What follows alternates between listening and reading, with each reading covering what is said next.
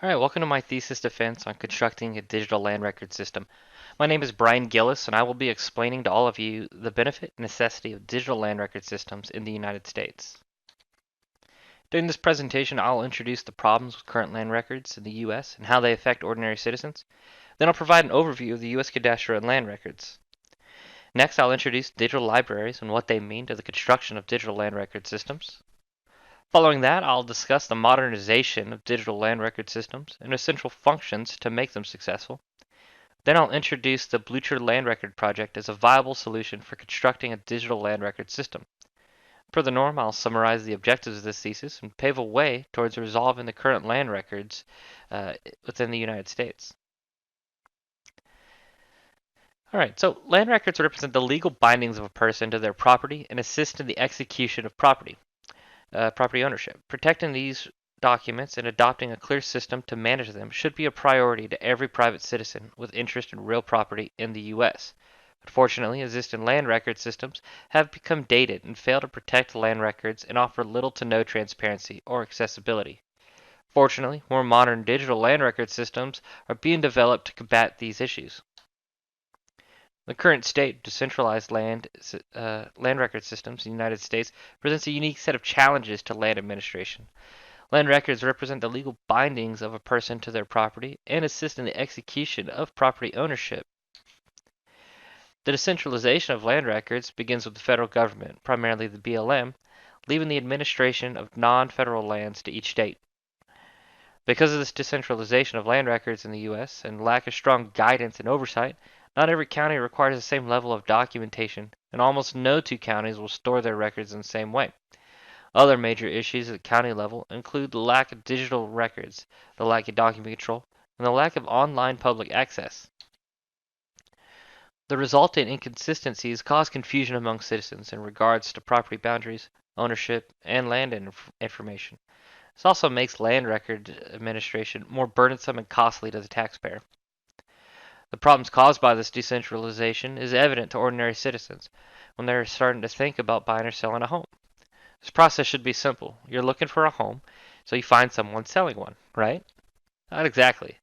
First, you'll need a surveyor in order to establish legal boundaries of property you're selling, or one to ensure that the description of the property you are buying that's provided to you is accurate.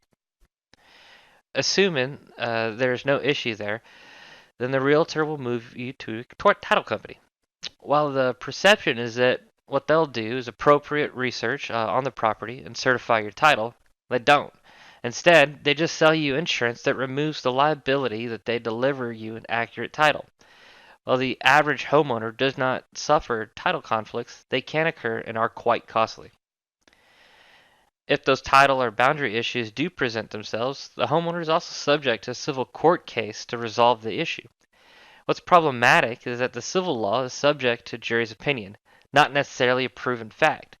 This could result in your new property being vastly different than what you initially expected. Just this simple example can lead to enough of a headache for potential landowners. That's why this thesis focuses on BandoCAD, a digital land record system solution for these issues. Alright, moving on to cadastre and land record systems. So, understanding the complex relationships associated with a piece of land is essential to the dynamic and fast-paced environment in which land transfers occur in the U.S., which is why understanding the fundamental of cadastre and land records is important when constructing digital land record systems. So, a land record system is composed of land parcels and cadastre information. In today's industry, the land record system is usually in the form of a geographic information system, or more specifically, a digital land record system. Digital land record system could replace the necessity of paper indices tracking physical records at various locations. This paves way for the digital accessibility of land records, improving access to land information. So, we need digital land record systems so that citizens can gain clear access to public land records. These records affect many decisions: buying property, expanding a business, government investments in regions or areas, and so on and so forth. The level of transparency a digital land record system can provide will improve the public's interpretation of government decisions involving real properties, such as things like eminent domain. It will also allow voters in an area the ability to research more facts before voting on propositions within the jurisdiction that affect land. And lastly, land record maintenance and archiving is already funded by the taxpayer. Because the public is already paying for these records, they deserve a non-convoluted, non-fee-ridden access to these records. The necessity to file and maintain these records is already evident, so a better system like BandoCat needs to be implemented. In any land system, a cadastre is the important information about that land. Ownership, tax assessments, liens, and interests should all be included in a cadastre to assist with the proper management of land with respects to all stakeholders. In fact, the first official cadastre in the United States wasn't established until the Northwest Territories were fought over and then surveyed in 1784, utilizing Thomas Jefferson's grid-based public land survey system. The public land survey system uses a grid system to divide land within a state. The system utilizes 36 square mile grids identified by townships and ranges. This is the primary land system in states outside of Texas and the original 13 colonies. The Bureau of Land Management, who's primarily using the PLSS system, was established in 1946 and responsible for acquiring new land, with the exception of the state of Texas, and managing all federal lands across the entire nation and her territories. The BLM is technically the parent department to state land offices, again with the exception of Texas, but it does delegate the responsibility of non-federal lands to each state. Similar to states that were part of the original 13 colonies, Texas utilizes a meets and bounds survey method for defining its boundaries. When the American colonies were established, real property was defined through the meets and bounds system. This system described land through an identifiable point of beginning that would follow an azimuth or line to another identifiable point. Whether that point was another monument or simply just a distance along that azimuth, that was defined by a surveyor. Priority of calls establishes a ranking system for called monuments that moves from natural monuments to artificial monuments to distance and bearing to area. This priority of calls helps establish an order of value when two surveyings making similar calls are conflicting. Texas General Land Office is Texas's version of the BLM, and Texas is the only state in the Union that does not fall directly under the BLM's jurisdiction. The TGLO is responsible for keeping inventory of land records in the state, but this responsibility is again passed down to the county clerks. And while the TGLO does not have direct control over surveyors in the state, the chief surveyor is in charge of licensed state land surveyors, who are the only surveyors qualified to survey state land or land on behalf of the state. The TGLO also is charged with the duty to protect Texas land and its landowners. This responsibility is most important when dealing with state riparian boundaries, such as the Red River. Alright, so a difficult issue to address is when to adopt digital land record systems that fit an authority's existing cadastre, or when it would be more appropriate for a governmental entity to start from scratch and redesign a cadastre around a new digital land record system. Because not every sovereignty has a well-designed cadastre, and many sovereignties don't even have consistent cadastres among their jurisdictions, such as the U.S. As an example of this, we'd like to look at Texas and Scotland, two very different systems, each of which have dated land record systems, ripe with problems of their own. Texas, while quite decentralized, does follow a single cadastre system, despite having 6 flags flown over it. Texas land records are primarily non-digital, with the exception of the dated use of microfilm, which, while great for preservation, is not ideal for regular digital use. Texas has also upheld every sovereignty's land grants and incorporated those systems into its legal system. All of this makes Texas an ideal candidate for a digital land record system that is fitted to its existing land system. Scotland, however, is using multiple disconnected cadastre systems, including the Sassine Register of 1617, which is the oldest land registry still in use today. Because of their multiple cadastre, there are multiple land administration systems in place in Scotland simultaneously, including feudalism. While feudalism was officially ended in Scotland in 2002, existing land under feudal law were never converted to a modern land administration system, such as the free real estate market. These inconsistent systems demand inconsistent laws that can't be applied across each of its systems. This has resulted in conflicting judicial precedences when dealing with any types of land issues in Scotland. These issues make Scotland ideal for a complete overhaul of their land administration system, A need for a massive resurvey and retitle project exists. In fact, the country is in the middle of major land reform to accomplish just this task. All right, on to digital libraries. The design of modern land record systems are founded in the standards of digital libraries. These digital libraries serve as long-term data stewards and provide well-developed standards which land record systems can leverage. Digital land record systems are an applied tool for progressing land administration and gaining access to records in real time for validated sources. The establishment of best practices and archival standards when constructing a digital land record system prevents the necessity of developing two separate systems to support a single cadastre. Current partnerships between the Conrad Blucher Institute and the Mary and Jeff Bell Library on the BandoCat project have shown that including library scientists at the inception of a digital land record system will improve the overall functionality and sustainability of that system. The Blucher Land Record project utilizes a common schema that breaks the digital land record system into projects, resources, and records. Projects represent the different land record collections in our archives.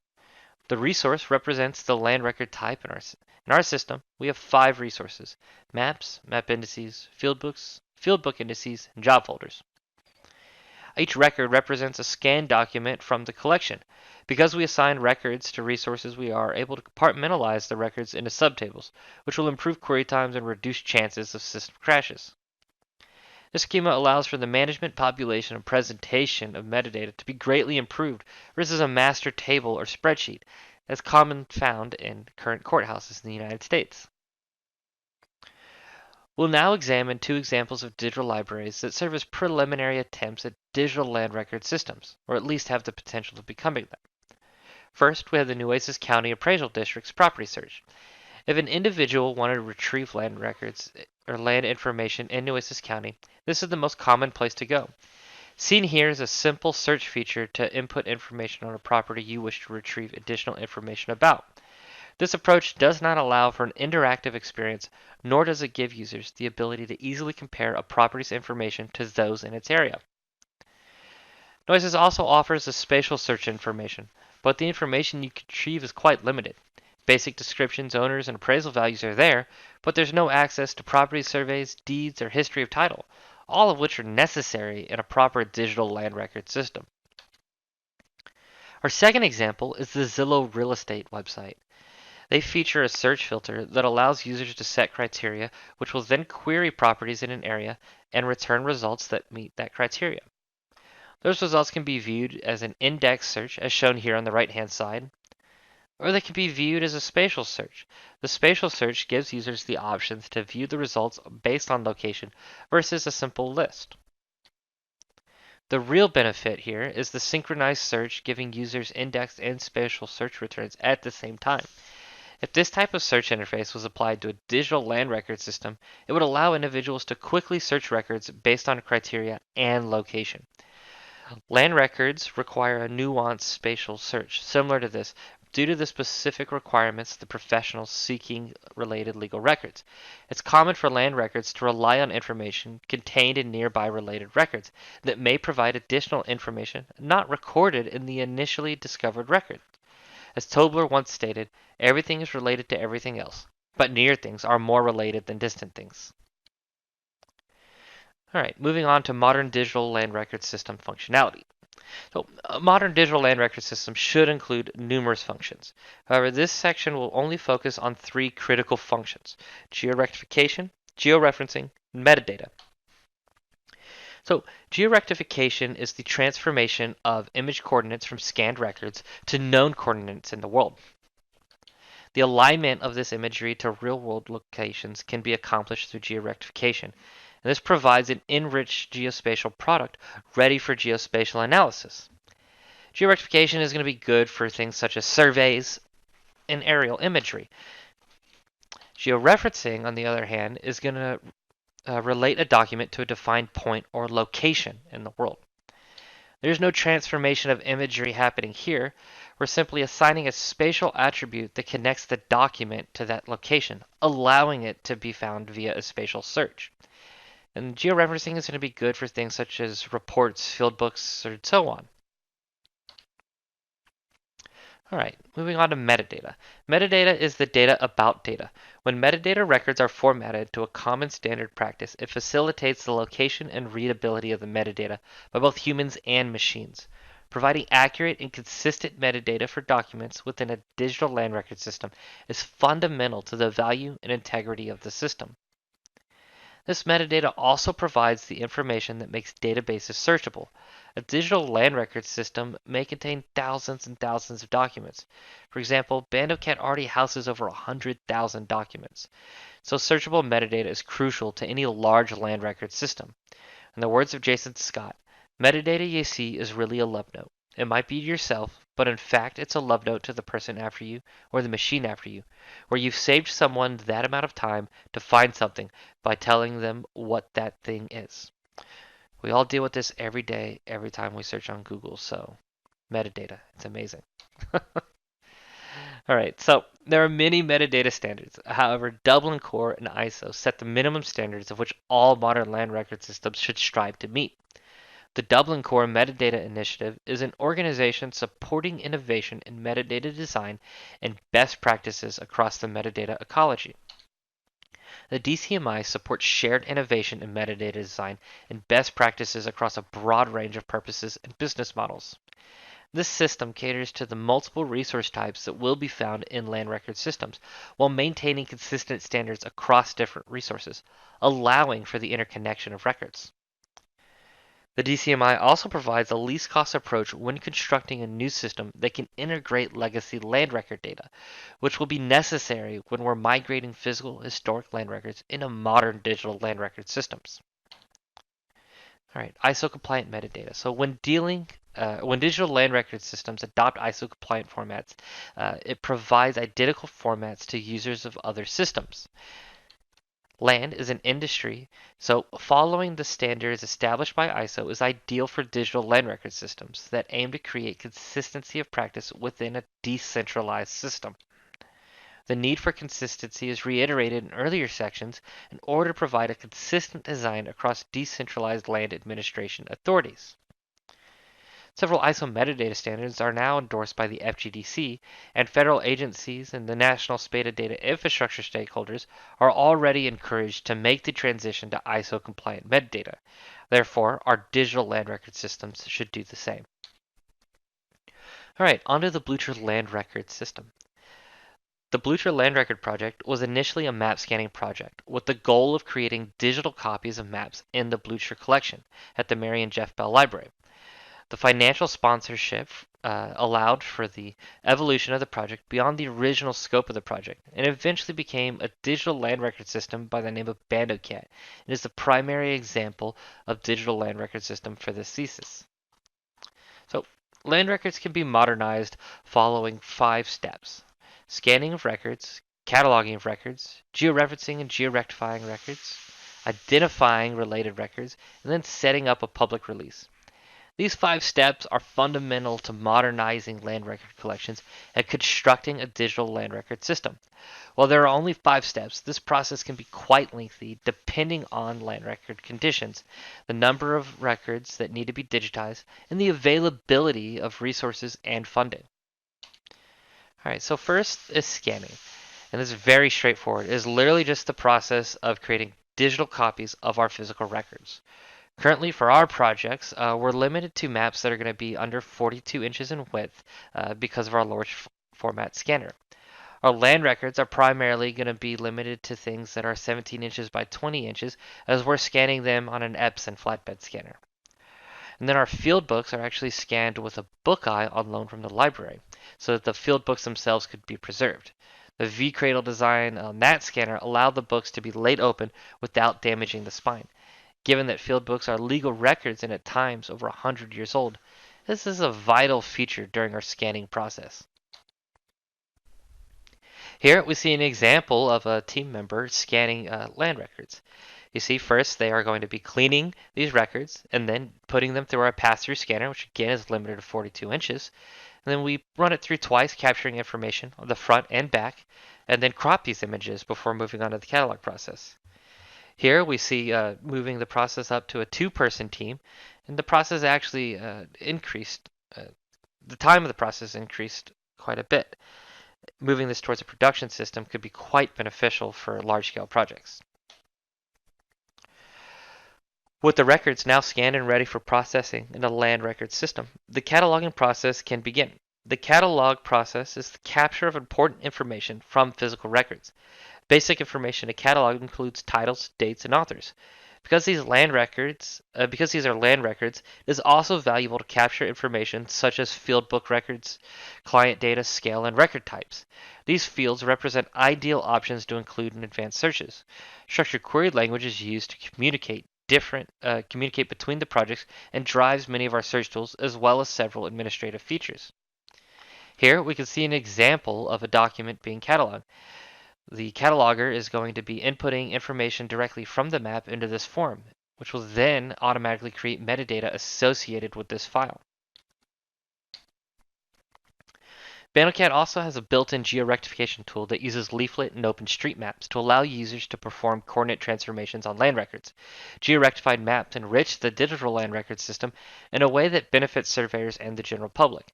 Many of these historic maps were not drawn with the intention of public use, so being able to locate them on a projected coordinate system provides a sense of reality to the maps.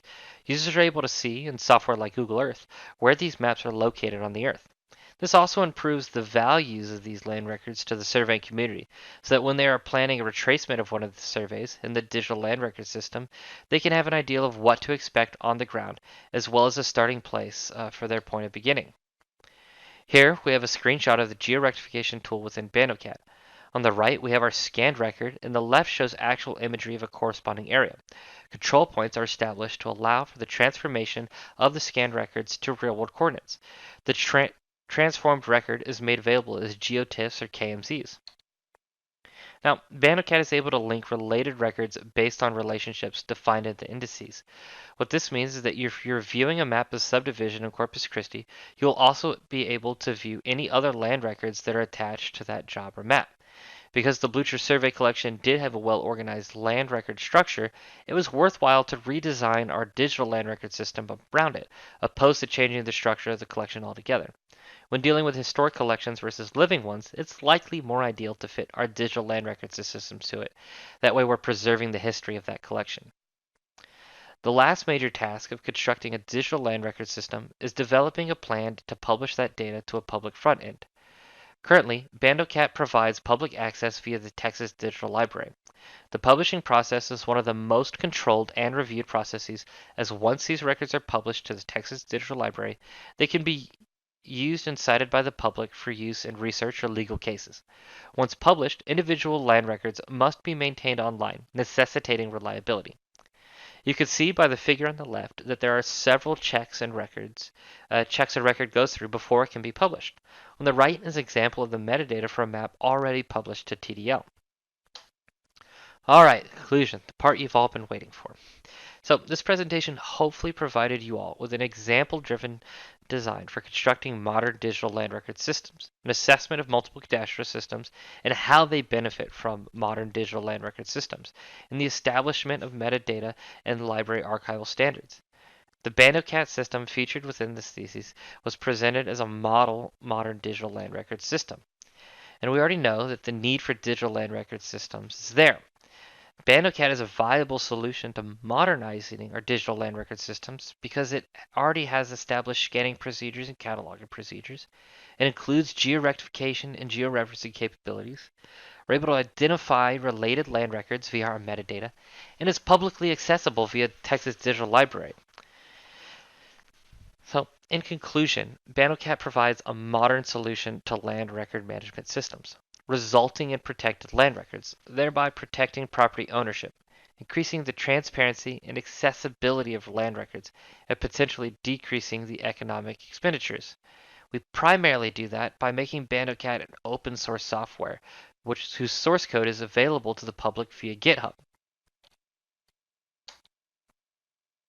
All right, here's my list of references. Some of you in the room may actually be listed in here, so thank you very much for your research and contributions to my thesis. All right, a few acknowledgments. First, I'd like to acknowledge my wife, Melanie. Thank you so much for your support and continuing to help me and take care of me at home while going through this process. Then I want to give a huge thanks to Dr. Richard Smith and Miss Seneca Holland. Two of you have been the most amazing mentors I could have ever asked for. I never would have gotten this far in my educational career without the two of you. So thank you again so much for everything. Then I'd like to thank my professional peers. All right. First, Ron Brister, and then I want to move to the Spatial Query Lab and all of you there. So thank you, Sam, Sun, Anna, everyone there, all of you. Thank you so much. And then I'd also like to thank the Geographic Student Organization, which actually helped me find majority of students that worked on this project. Over the past 4 years, I've had 47 of you working on various parts of this project. So thank you so much. And of course, I'd like to give a huge thank you to the Ed Rochelle Foundation. You've funded this project for the past 5 years. So obviously, absolutely none of this could have been possible without you. So thank you for your commitment over the past 5 years. It's sad that things had to come to an end, but hey, all good things must, right? And then again, I'd like to give a huge thanks to the Mary and Jeff Bell Library and the Conrad Blucher Institute for being uh, the departments that have supported this project. The Mary and Jeff Library has put lots of resources and manpower towards preparing the physical records so that they can be processed into our digital land record system. And then a huge thank you to Conrad Blucher Institute for supporting the Spatial Query Lab and all the administrative efforts that you've provided for us. So thank you, Gina. Thank you, Deanna. All right. With that, if there are any questions, feel free to email them to me since this is a recorded version of my presentation. My email is brian.gillis@tmucc.edu. All right. So if you have any, please send them to me. I'd be glad to try to address any questions you may have. Thank you for listening to my presentation on constructing modern digital land record systems. Have a good day.